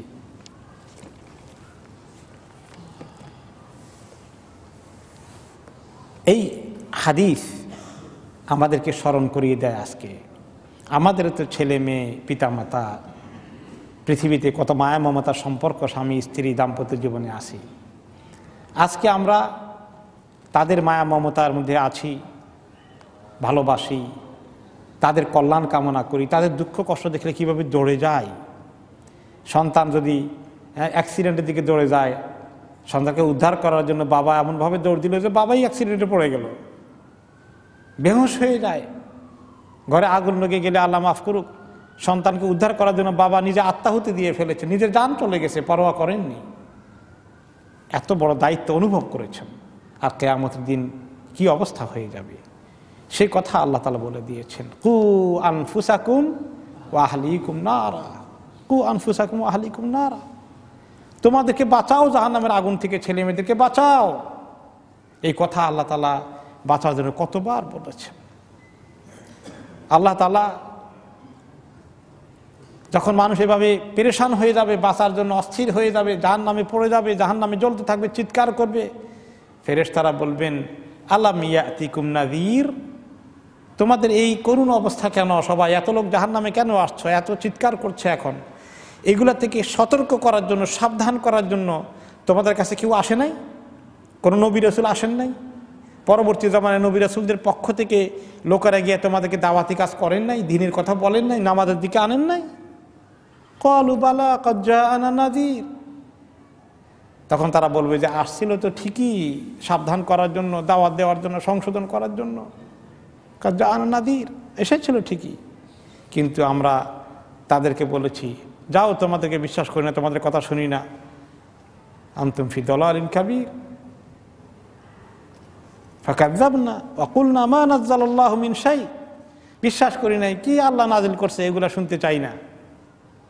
ইন আনতুম ইল্লা ফি দালালিন কাবীর, বরং উল্টা তাদেরকে বলছি তোমরা ভুলের মধ্যে আসো, আমরা খুব ঠিক আছি। এই কঠিন দিন আসছে, কাজেই আজকে প্রিয়জনের জন্য, কলিজার টুকরা ছেলে মেয়েগুলোর জন্য, আত্মীয় স্বজনের জন্য আমরা যা পেরেশান আছি দুনিয়াদারির ব্যাপারে, তাদের দ্বীনের ব্যাপারে কতটুকু পেরেশান আমরা আছি, এই বিষয়টাকে কত গভীরভাবে চিন্তা করেছি, কি দায়িত্ব আল্লাহ তাআলা আমাদেরকে দিয়েছিলেন। এই কথাগুলো বলে আল্লাহ তাআলা শেষ পর্যন্ত বলছেন সেদিন এমন কঠিন হবে, লোকগুলো দুই দলে বিভক্ত হয়ে যাবে, দুই ধরনের লোক আসবে কিয়ামতের দিন। উজুহু ইয়াওমাইযিন মুসফিরাহ দাহিকাতুম মুস্তাবশিরাহ, সেদিন কিছু লোক, একদল হবে এমন যাদের চেহারা হবে অত্যন্ত উজ্জ্বল, আলোকিত হবে চেহারার মধ্যে নূর টপকাতে থাকবে, আলোকিত। দাহিকাতুন, তাদের মুখে থাকবে মুস্কি হাসি, কারণ কি? তারা খবর পেয়ে গেছে যে তারা পাশ করে ফেলবে, তাদের আমলনামা ডান হাতে দেওয়া হয়ে গেছে, তারা পুলসিরাত পার হয়ে জান্নাতে চলে যেতে পারবে। এই খবর আসার কারণে তাদের চেহারার মধ্যে খুশি ফুটে উঠেছে, মুস্তাবশিরা, সুসংবাদ, তাদের চেহারায় সুসংবাদ খেলছে, সুসংবাদের লক্ষণ চেহারায় ফুটে উঠেছে। আপনি যখন কোনো খোঁজখবর পান, সেই খোঁজখবর কি লুকিয়ে রাখা যায়? মুখে দিয়ে খালি হাসি জোর করে বাইরে হইতে চায়, মাশাআল্লাহ। আর দুঃখের খবর পাওয়া গেলে যতই নর্মাল হতে চান পারেন না, চেহারার মধ্যে ছাপ পড়ে যায়, লোকেরা ধরে ফেলে, কি আপনার কি কোনো অসুবিধা আছে, কোনো সমস্যা হয়ে গেছে? তিনি লুকাইতে চান, না না না ঠিক আছে, না কোনো কিছু হয়ে গেছে, বলেন কি হয়েছে আপনার। চেহারা মানুষকে বলে দেয় যে তার খবর কি। চেহারা কিভাবে খবর দেয়? ভিতরের খবর চেহারা দিয়ে পাওয়া যায়। রাসূলুল্লাহ সাল্লাল্লাহু আলাইহি সাল্লাম বললেন একবার মা আয়েশাকে যে আয়েশা, তুমি আমার প্রতি খুশি আছো না ভিতরে ভিতরে একটু বেজার আছো? আমি টের পাই তোমার চেহারা দেখলে, আর তোমার একটু কথা শুনলে। কেমনে? যখন তুমি আমার প্রতি ভালো থাকো, মানে আমার ব্যাপারে কোনো অভিযোগ তোমার নাই, মুড ঠিক আছে, তখন কথা প্রসঙ্গে বলো রব্বা মুহাম্মদের রবের কসম করে তখন কথা বলো।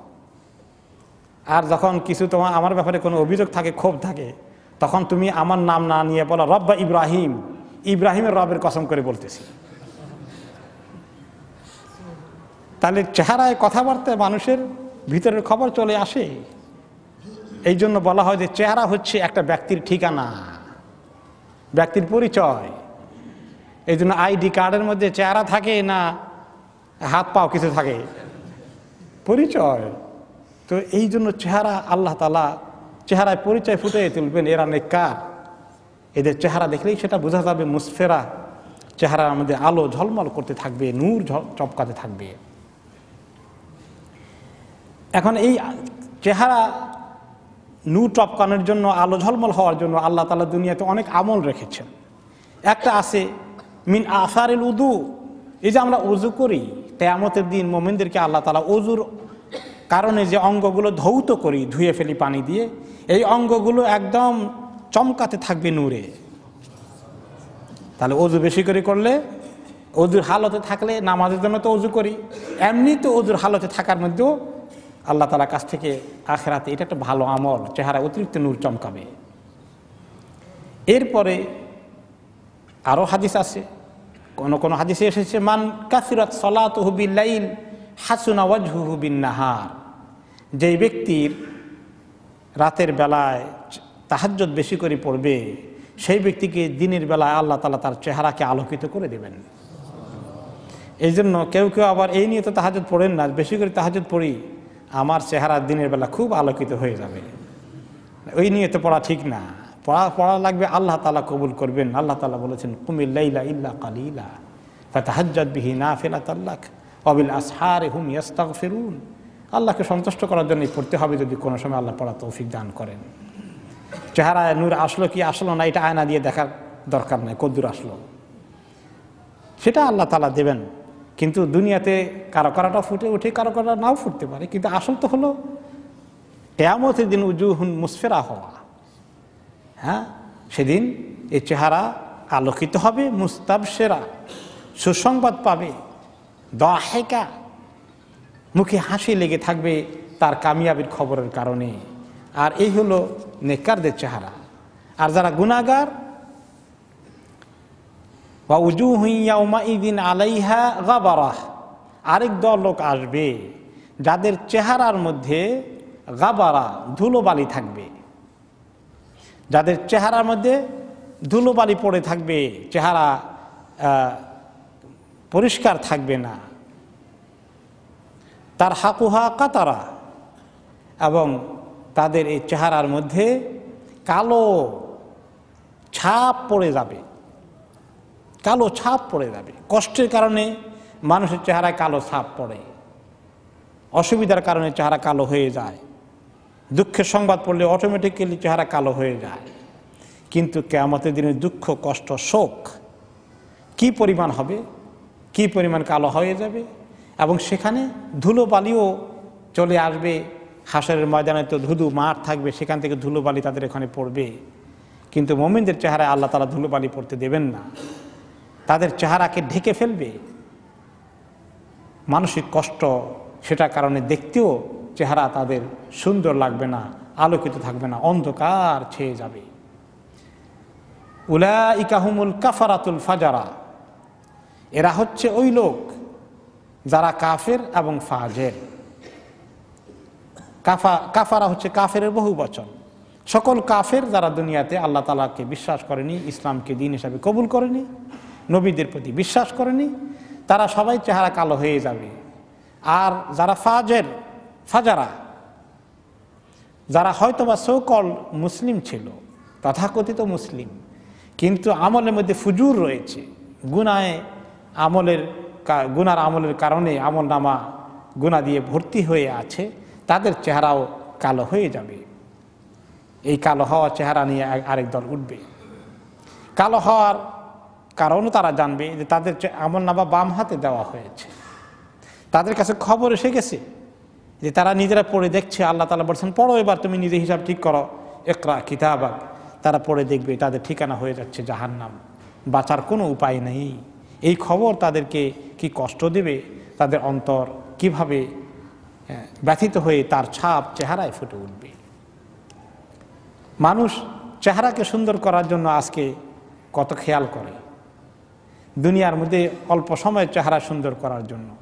কিয়ামতের দিন নিজের এই কঠিন দিনে দীর্ঘ সময়ের জন্য চেহারাকে সুন্দর করার ব্যবস্থা, জাহান্নামের আগুন থেকে বাঁচানোর ব্যবস্থা করার ক্ষেত্রে মানুষ গাফলতি করে, অবহেলা করে। ব্যাপারটা এত কঠিন, অথচ আমাদের কাছে এত হালকা হয়ে গেল। রাসূলুল্লাহ সাল্লাল্লাহু আলাইহি ওয়াসাল্লাম সবসময় উৎসাহিত করতেন জাহান্নামের আগুন থেকে বাঁচানোর জন্য। প্রত্যেকটি খুতবায় বলতেন, ইত্তাকুন্নার ইত্তাকুল্লাহ, আল্লাহকে ভয় করো। তিনি বললেন, ইত্তাকুন্নার ওয়ালাউ বিশিক্কি তামরা, বেশি করে দান খেরাত করো জাহান্নামের আগুন থেকে বাঁচার জন্য, এমনকি একটা খেজুরের অর্ধেক দিয়ে হলেও বাঁচো। এইভাবে করে তিনি বোঝাতে থাকলেন। কিন্তু মানুষ ওনার কথা শুনে না। এবং তিনি সেই এক্সাম্পল দেওয়ার জন্য বললেন যে আমি দুনিয়ার মানুষকে জাহান্নামের আগুন থেকে বাঁচানোর জন্য কি পরিমাণ পেরেশানির সাথে তাদেরকে পাহারা দিচ্ছি বলছি, সেটার এক্সাম্পল যদি শুনতে চাও, আর মানুষ আমার কথা না শুনে উল্টো দিকে কিভাবে যাচ্ছে তার এক্সাম্পল দিতে গিয়ে তিনি বললেন, এক্সাম্পল হচ্ছে, আরেকদিন বলেছি, মাঝে মধ্যে বোধহয় শুনেছেন হাদিসটি, ওই ব্যক্তির মতো যে ব্যক্তি আগুন জ্বালালো আর কতগুলো উই পোকা আগুন দেখে এদিকে দৌড় দিল, উড়ে আসলো।